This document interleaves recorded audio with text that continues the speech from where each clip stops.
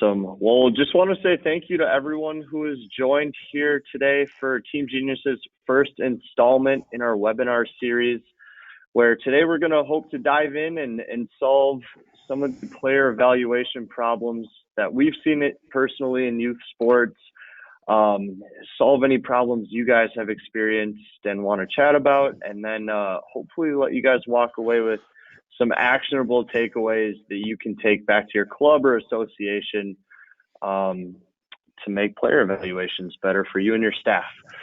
So let's meet the panel that we have today.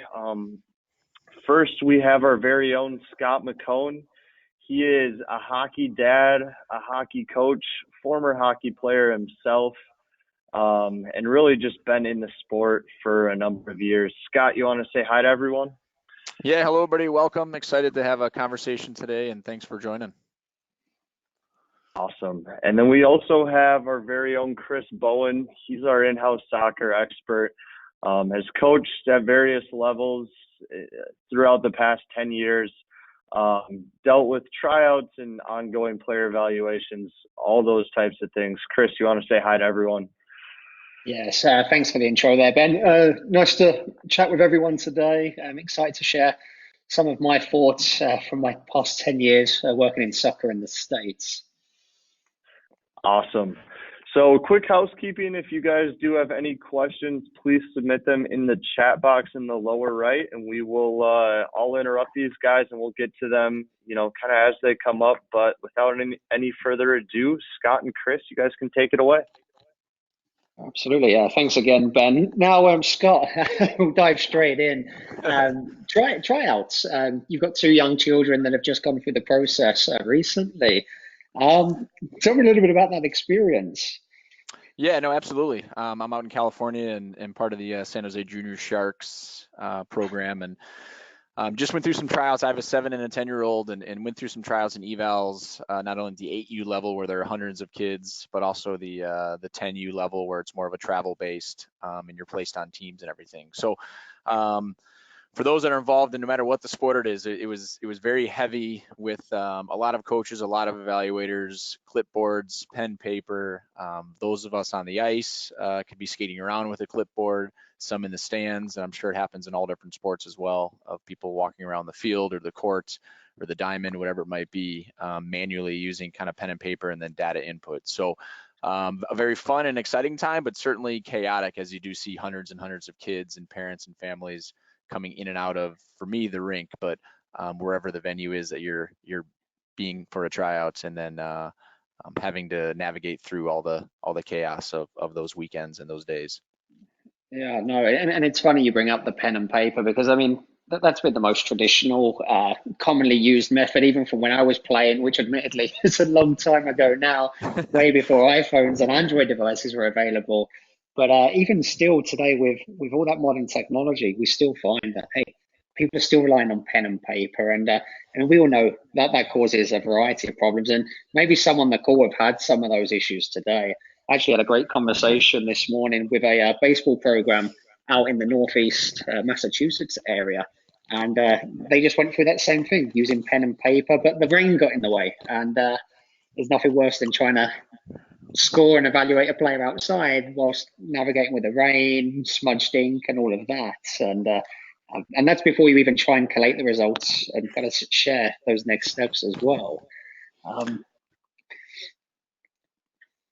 Yeah, certainly from the hockey side of things, very similar to that. You do see a lot of coaches on the ice who are maybe doing some evaluating that have, a pen, paper. They're using the paper up against the glass to write something. They're dropping their gloves and sticks on the ground. They're trying to chase down a certain kid on a penny number, and I'm sure that happens in a lot of different sports, where just the inconvenience of having to deal with, whether it's the wind or the rain outside or in a rink, cold hands and spreadsheets and trying to find a flat surface to write on and things like that, can certainly be a challenge. No, absolutely. And that's assuming you're actually ahead of the curve and actually well prepared. I mean, I know from my days coaching in Colorado a few years back, we didn't have everyone register online back then. It was a relatively new thing before like TeamSnap, Sports Engine, and the like really came to the fore. So we did a lot of walk-up registrations, which is great. But then you've got to send that one coach running across 4 fields, say, hey, Scott, can you also evaluate this kid? And I mean, inevitably, there are mistakes that are made when that happens. People are just missed. It's there's no two ways about that.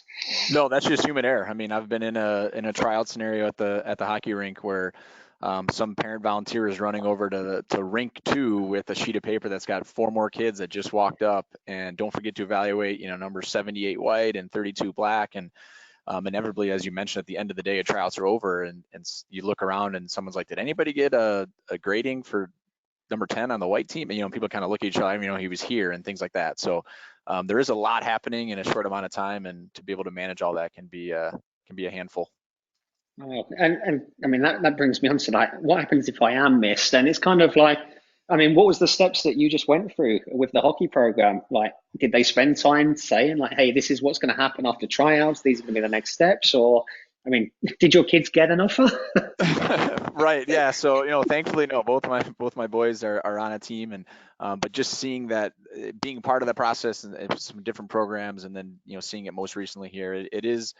There is not very much that they are able to provide, not only players and or parents, just with some rationale behind, why maybe your son or daughter made a certain team, and why they were placed on a certain team, or maybe just not placed on a team in general and asked to go, maybe find another club or another association to play for. So depending on an association's element of whether everybody makes a team and we're just dividing it up, or whether there are some travel components to it where there are cuts made. There really isn't, there's some verbal communication given it to the masses and maybe a parent meeting. But we all know, being in it for a long time, that doesn't check every box for every family out there, every player, every parent.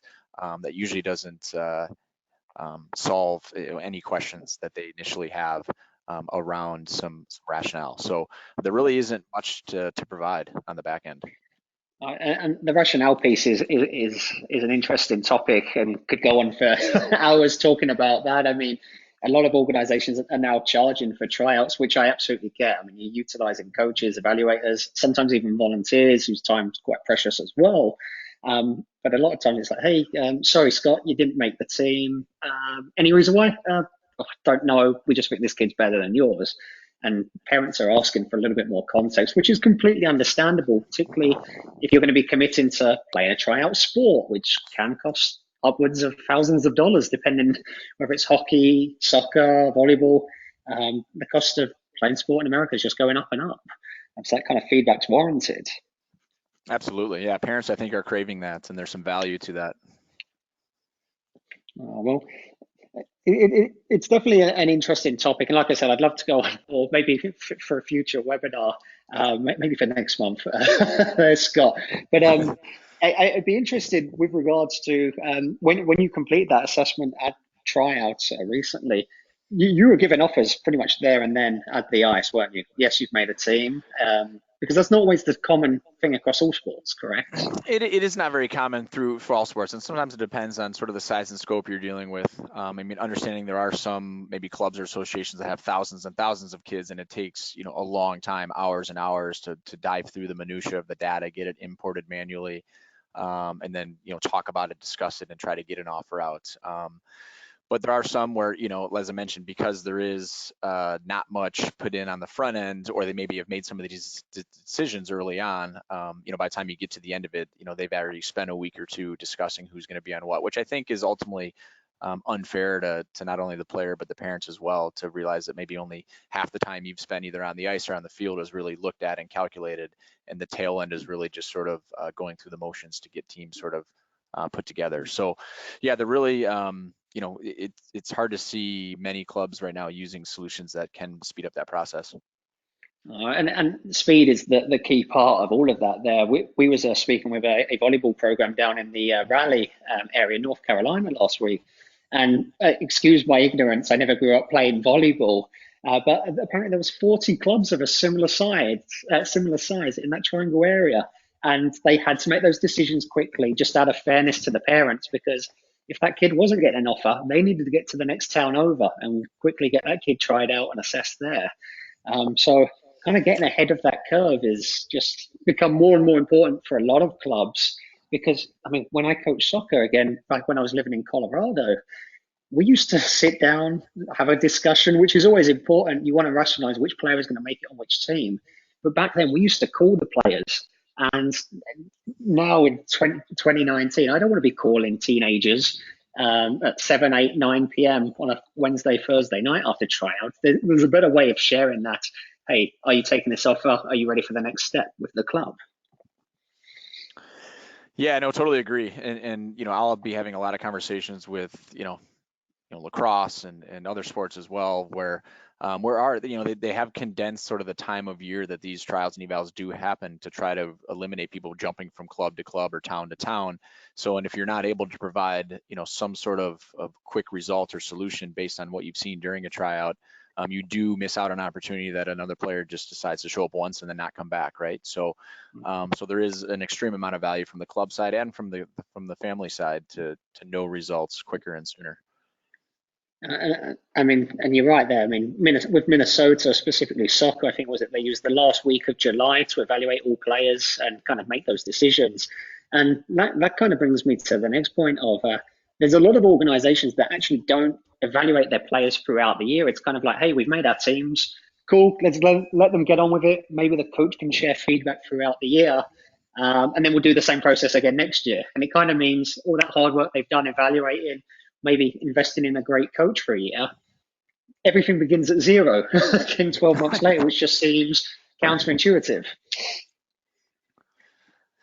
Yeah, absolutely. There is certainly more and more that you will see some clubs and associations want to incorporate some in-season, end of season, off-season evaluation pieces, and certain coaches are driven to do that, but they just haven't really, simply because of how busy we are, haven't had an opportunity or an option or a solution to be able to do it quickly and not feel like it's an extra thing added to your plate. So and let's be honest as well, from a club or an association standpoint, some of these executives and board members and coaches turn over every few years based on either their son or daughter in the association or whether they've just served their 2-year term as this and they move on. So a lot of times that tryout data or that whatever it is leaves with them, or they were the formula guy or they were the Google Docs spreadsheet guy. But having, the potential of a house with all the data that you can use and provide to these kids ongoing is a big value add to the health of the club or the association, for sure, from a number standpoint.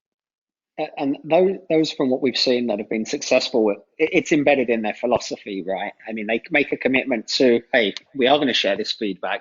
We're interested in the development of the player, not just the player, but also the personality of the child or the athlete, because it may help them to getting into college, maybe not on a sports scholarship, but also to benefit their academic studies on that side of things. But it is when it's implemented at that top level, it's like, hey, everyone, we're committing to giving you these feedback throughout the year. We can help aid your development, maybe even point them in the direction of you should be attending this camp or you should be attending this clinic to work on this skill.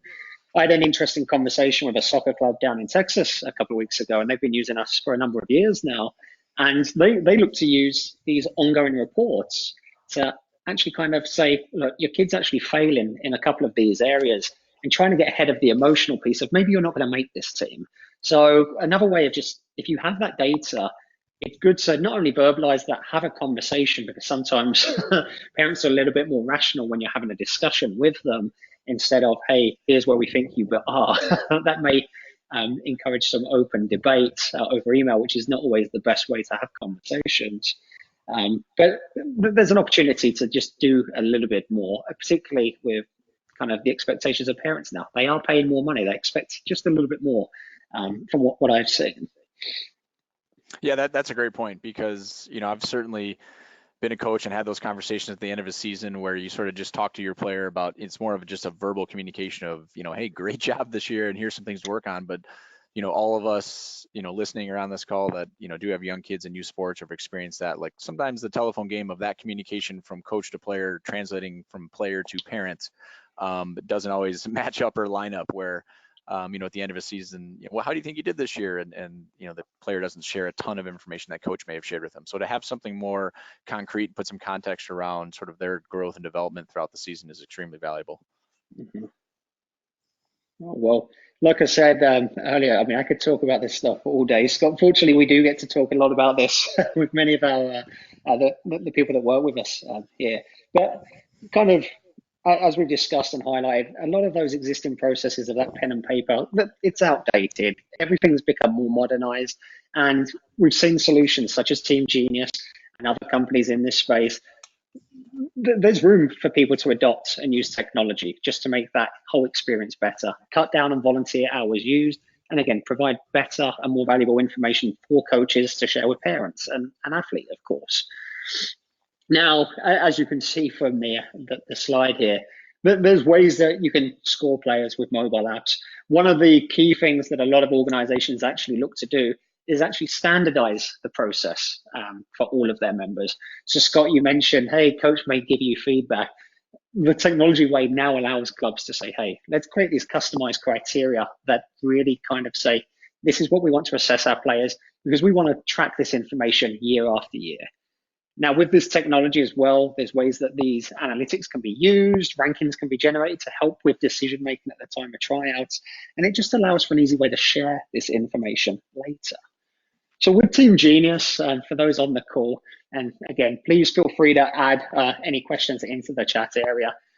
Team Genius helps organizations just like yours that suffer from a variety of problems, whether it's a tryout-based or evaluation-based. We provide customizable software so you can actually make the capturing of data easier, standardize that process across all of your coaches and evaluators, and also give them a great tool so they can actually enter those scores on their device, whether that's on the computer when they're sat at home trying to get caught up on their day-to-day, or at the phone on the fields in the middle of an assessment. Now with that, you have the ability to aggregate that data immediately. So if one of your challenges is trying to actually communicate which team this player is going to be placed on for the upcoming season, using Team Genius would save you a considerable amount of time, as all of that is aggregated instantly the moment the device is connected to the internet, whether that's they're using their cell coverage or the Wi-Fi when they get back to their home or the club office. Now, with that, Team Genius can also help build individual assessment reports to share with the player assessment reports that track over many years of assessment data as well. So if you are looking to provide that next step of feedback and have a discussion with a player, discuss the areas that they excel in or areas that they need to improve upon, Team Genius would be a viable solution to actually get in place and kind of track data and make the most of that, of what you're already capturing today, just in a digitalized 21st century format. As I brought up earlier in the call, we've worked with organizations where partnered with Sports Engine and Team Genius to actually allow you to import player data in. So if you're using those services already, the software is even more seamless to use. Though we do work with any other youth sports registration system as well with easy to use import tools. So I'll leave this here with a few benefits to you as an organization on the screen. If there are questions, please do throw them into the chat. Ben, if there's anything that you'd like to just highlight while we're on the call or ask, I'm happy to address those here as well. Yeah, it looks like we're light on the questions, which is totally okay. Again, if you guys have any, would love to field them. But I think that's great, guys. Okay. No. Fantastic. Well, I will say, as Ben had mentioned at the start of the call, we do want to share this recording. I know there's many of you that have signed up that were unable to attend. I get it, it's in the middle of the workday. If you think there's a better time for us to do these, do let us know, and we'll look to schedule our second one at a more suitable time for others to join. But we also want to share in our follow-up email the slide deck and also some of the free resources that we have. We've got a great section on our website at myteamgenius.com, and that will allow you to download some tips and tricks, maybe even some offline assessment forms, because if you haven't formalized your approach, we can definitely assist and kind of point you in the right direction as well. Scott, any passing comments from you, sir? Yeah, just one that comes to mind for myself. I know we talked a lot about the tryout process and that beginning of the year chaos, and we sprinkled a little bit of some in-season stuff, but I can't tell you how many calls or voicemails I'll get from maybe either a executive director or a technical director, a director of coaching, just a coach themselves, or maybe a president of an association that maybe just went through the tryout process. and they're just that they're just sort of fed up. They're like, I can't do this any longer. I don't want to do this again next year. It is just a complete mess, and it's them not waiting an entire year to maybe explore a solution that is out there, like Team Genius or even a different software. There are opportunities, and a ton of them, to get started mid-season, end of season, and even off season with camps and everything. So based on it being a year-round tool that can be utilized at your club or association or with any of your high-performing players, there is no secret sauce to like when you start. So just kind of keep that in mind as you're maybe listening or looking into potential software solutions out there. That the time is now. There really is no put pause on it. So That's great. Well, again, thank you everyone for your time today, and those that will be watching this later. Please do get in touch with us with any questions. You can reach out to us at sales@teamgenius.com. Also, look out for the email coming our way. Ben, is there anything else you would like to close on? I think I'm good. Just a round of applause to you guys. Thanks everyone for joining. That was fantastic. That was great. Thanks everyone. Have a wonderful day. thanks everybody.